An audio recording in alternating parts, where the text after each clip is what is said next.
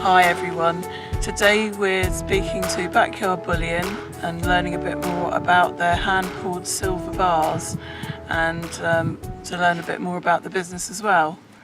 Well, thank you for having me here, Caroline. It's a pleasure to be out in this lovely Devonshire countryside with this lovely view. It's a shame you guys can't see the view from this angle, but I'm sure we'll put some shots up as well because it's really special. Yeah, so I'm interested to find out a bit more about why you do what you do. Oh, why I do what I do, that's a very, very big question. How long have you got? Because I do what I do because I love what I do. I guess that's the easiest answer. I never thought I'd be a hand-poured silver producer, but I am, and that's come about by happenstance from having a bit of a midlife crisis and a career crisis, as it were, and changing what I wanted to do. Found this as a hobby, and it's taken off into a business which I love, and I have a passion for it, and I just want to keep on growing it and keep on developing it, and developing my skills, developing what I'm doing with it, and I love doing that. And that's so creative, such a great output for me, and it makes me happy, and I think that's one of the most important things for anybody. If anyone asks you a question of why do you do what you do, be happy, and that's what I say, and that's what I do, and it's what I live by as well. So I hope that answers your question. And why silver? Well, as I said, it was a happenstance to get into this whole hand-poured silver game. I was made a godparent, and traditionally godparents are more around sort of, helping religious upbringings, but I'm not a particularly religious person. But I felt that being a godparent, I could impart some, knowledge and experience about things I like, and I loved coins. Ever since I was a small boy, I love coins. So I looked on the Royal Mint's website to get some nice commemorative coins as a christening gift. And I then got hooked on silver, and I saw all of these different coin review videos, and eventually stumbled across hand-poured silver. And I just thought to myself, give it a go. So why silver? Bit of a luck. Yeah. Maybe one day we'll pour some gold, but for now the white and shiny stuff is where I want to be. Can you tell us about the process of making these bars? Yeah, so let's talk about some of the imperfections, or what we see as imperfections. Yeah, so I mean, silver's a very versatile metal, which is really one of its main strengths. One of the reasons why it's used so heavily in industry, because it is so versatile. It's one of the best conductors of heat and energy out there, and relative to gold, it's of course got a much better price point. But one of the best features I find about silver, and especially with pure silver like these bars, which are 909 silver, which is the most common, like these cast bars here as well, is that it flows so well. It's like it's almost like water. When you pour it out in a molten form, it fills a mold really quickly and easily, and it's very manipulative. You can manipulate it very easily and make these ripples. So like you see here on these bars, we've created these ripples as the silver's cooled, and it's really just as simple as that. You pour the silver in a mold, and it takes the shape of whatever mold that you want. I use a furnace, which is just a tabletop furnace at home. They're not very expensive in the grand scheme of things, and you can pour in your own kitchen like I do. I have literally started this as a kitchen table business. Well, actually, originally it was in the backyard, hence the name Backyard Bullion, but we fast grew out of space and practicality in the back garden, so we now operate from the kitchen. So yeah, you get the silver, you get a furnace, you melt it all down, you put it in a mold, and hey presto, you have some bars. And there's a whole host of other things that go, of course, into making these type of things, but that's kind of it in a nutshell, really. What are your favourite pieces? I'm very partial to just bars, and I know a lot of people out there maybe feel that bars are they're just a bit dull because they're bars, but big bars like this I absolutely adore, and I love making as big a piece as I can make for my own hand-poured silver. And the bars that we've created for you, of course, are just 2 ounces, so they're not particularly big, but one day I hope to be able to be making nice Backyard Bullion kilo bars, and you can see on these bars that there are some very fine ripple lines as the silver's cooled here. But if you can just imagine one of these bars with the sort of big, deep ripple lines that you see here, in my opinion, it would be really, really cool. So that's something I want to try and get to at some point, but maybe we're way off that just in the kitchen right now. It's maybe a bit too dangerous, but we'll see. with your brand, you've got certain standards that you adhere to, don't you? Yeah, so I mean, hand-poured silver is, at the end of the day, it's just a silver bar, and you know, silver can come in so many different forms. We've got here, obviously, coins that you've kindly had for us to look at on the table, and these big cast bars, and it takes so many different forms, but the brand, I think, is what sets just a bar apart from another bar. And one thing that we've always done, and I say we because it's not just me, it's Mrs. Backyard Bullion as well. Yeah. Behind the scenes, she does everything to help, like she really does, and I can't, you know, thank her enough for all of the energy and effort that she does, because that brand is so strong now. We've been going 2 years, and it's what sets us apart, I think, from just, you know, another person who maybe just goes and gets a furnace and then tries to sell some silver bars. You know, people are now buying Backyard Bullion stuff because it's part of the brand, not just because it's a pretty looking bar, which is quite humbling at the same time as quite exciting for me as a producer. I really do think it's quite amazing that I can just pour some silver and that people are willing to pay for that and to recognise the labour and time that goes into each and every piece. So yeah. Your bars have got hallmarks and they're made to specific weights. Yes, so the hallmarking is again another thing which has really helped our brand this last sort of 18 months, 2 years that we've been going and incorporating them. So the hallmark is, you know, it's that stamp of quality, it's that stamp of authenticity to make sure that it's real, that it's got that, you know, purity grade that is required, and that's really important for us. So it's not just a piece of silver, it's an art piece, and all of my silver really is just, I bill it as art bars. You know, a lot of time and energy goes into each one of these bars. You mentioned quality in the earlier question. All of these represent maybe about half of what was actually made to make these. Pouring them to an exact weight is not very easy in the method I use, because I don't pour an exact weight of 2 ounces. So whilst these are all stamped 2 ounces, that's the minimum weight. Some of them might be 2.1. I think even one of them might be even 2.2 ounces. I let one go through because it was a very pretty bar. But I want to make sure that they look good as possible, because when people pay for something and they pay a premium for something, I'm a firm believer that it needs to be as good as it possibly can be, to have a good buying experience. So we take great pride in that, and we try and make sure that anything and everything that we make is at that highest quality that it can be. So yeah, good. So how long have you been interested in precious metals?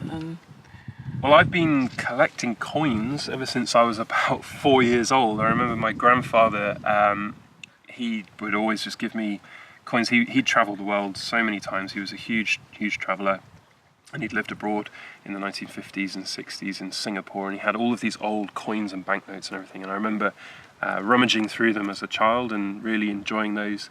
And not that I knew it at the time, but he gave me my first ever piece of silver, which was an American silver $half.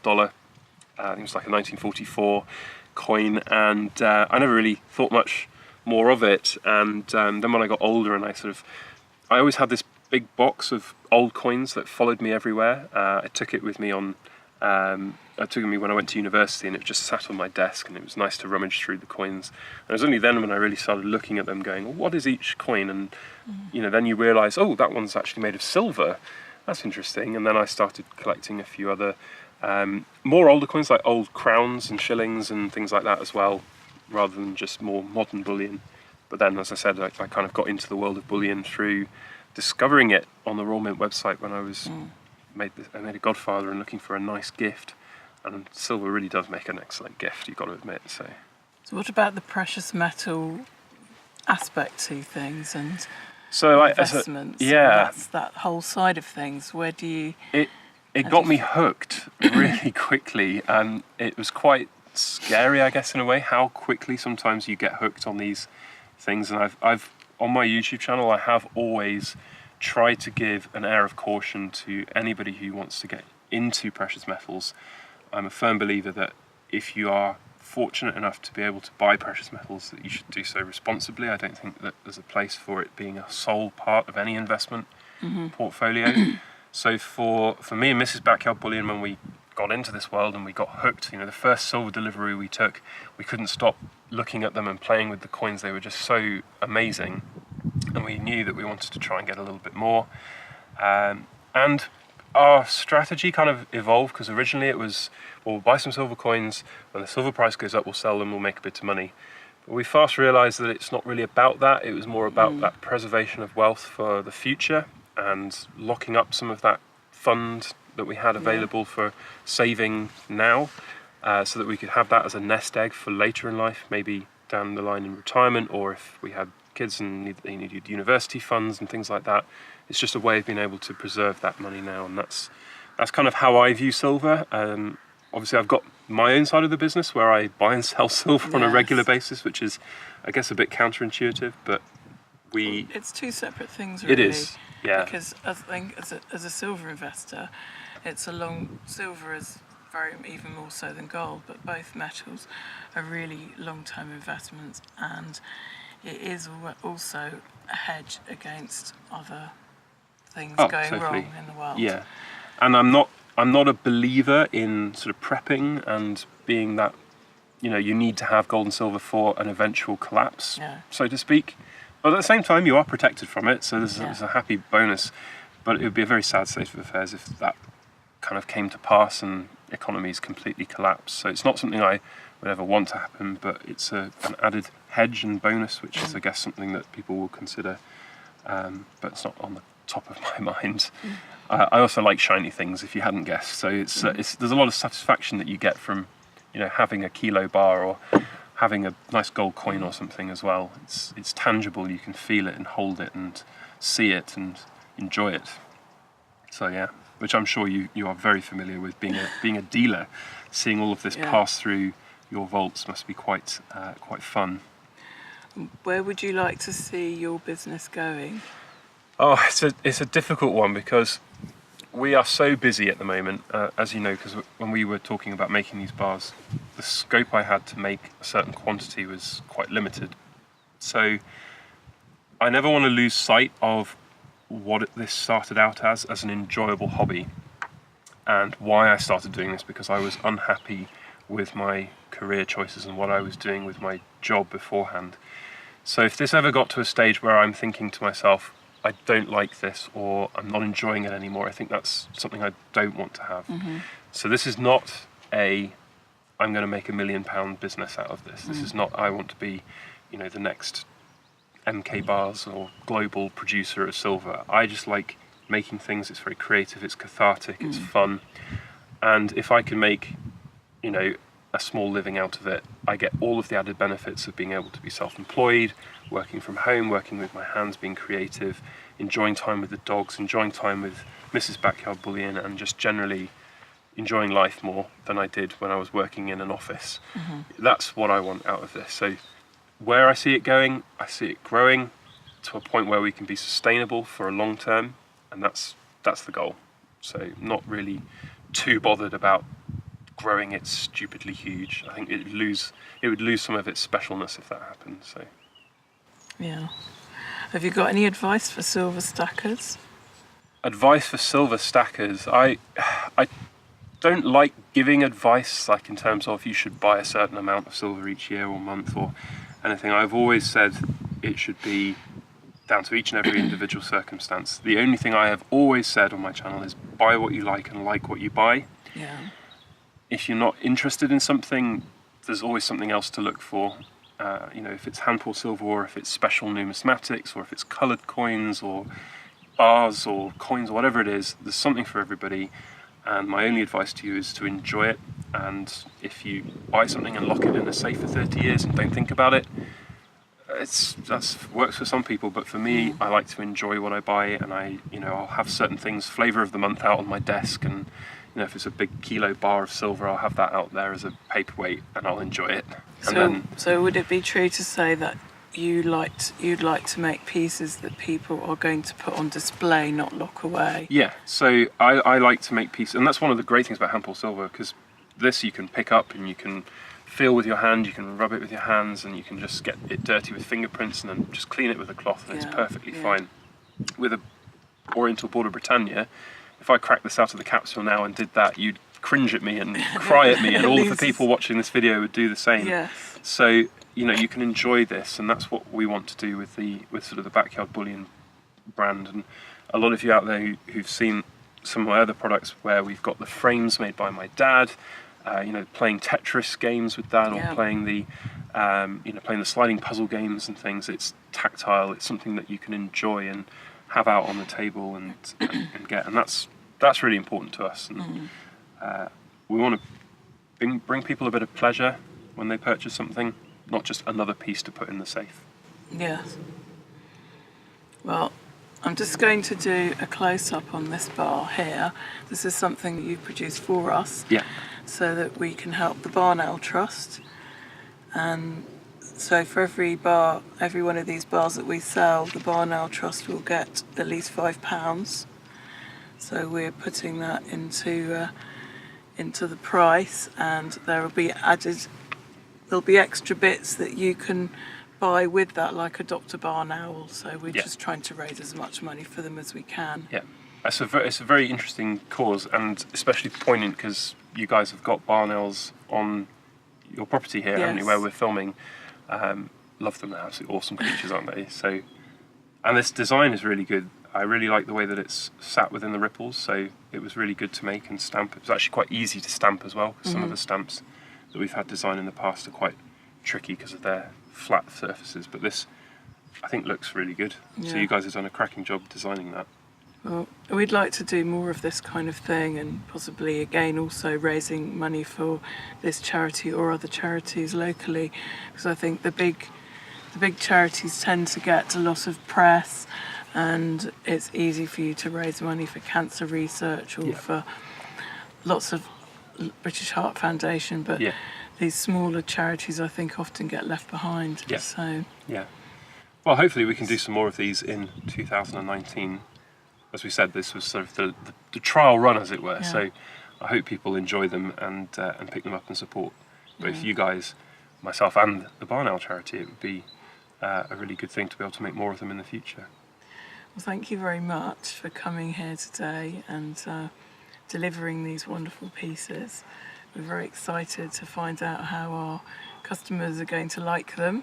Indeed, hopefully they will. And if they want to see any of them being made, we've got a making of video as well, so they can see it actually being poured and some of them being stamped as well, and see the whole end-to-end process. I think it's all really very special.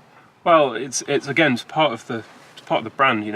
Each one is handmade. Each one takes a lot of energy and effort to make, and it's important to remember that.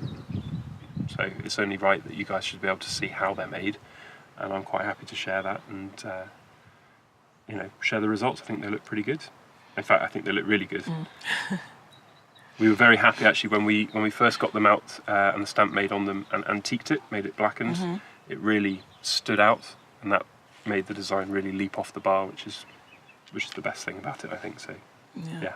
Well, I'd just like to say a massive thank you for the opportunity to make these for you guys, and I hope it goes well for you guys and the Barn Owl Trust. And thank you for having me down here today. It's been a really interesting experience, seeing how you guys operate and just understanding what's behind the business, and that's really very special and cool. So thank you. Thank you. If you liked our video, please make sure that you give us a big thumbs up. Thank you.